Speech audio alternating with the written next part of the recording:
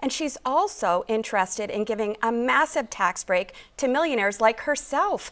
That's unacceptable when hard-working families are suffering in our state. There's a lot there, but 30 seconds, Senator. First of all, you just heard it from Joyce Craig. She just wants to talk about all these things that are lies and misleading about me. But I want the people of New Hampshire to understand that, unfortunately, she wants to raise their taxes. You just heard it. She wants to impose a $160 million income tax that the legislature has already voted out. She wants to bring it back on retirees and those saving for retirement. And also, the New Hampshire Advantage, if she's the governor, you can kiss it goodbye. Every year in office, when she put forward a budget, she would propose a tax increase. That is not what we need here in New Hampshire.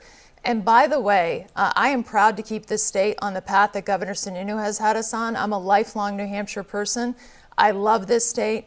As a senator, I worked across the aisle. I was one of the most bipartisan senators. I was originally appointed by a Republican and a Democrat. I know how to bring people together to get things done for the people of New Hampshire. I've been very clear. I do not support a sales or an income tax and would veto anything if it came across my desk.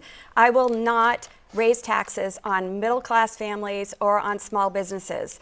I'm looking to save our working families money.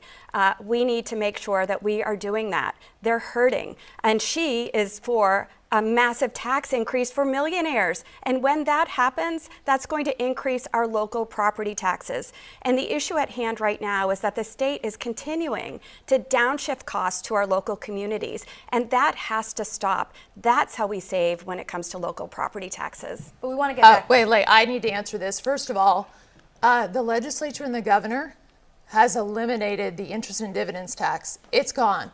And she's going to bring it back from the dead. It's Halloween tomorrow, folks. If you're a retiree or you're saving for retirement, she's already said in this campaign she's going to increase your taxes.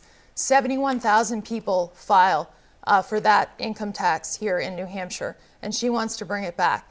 And so the idea that somehow she's out there and she's going to protect the New Hampshire Advantage, it's just not true. If she's willing in a contested campaign to talk about increasing your taxes, imagine what she's going to do when she's governor.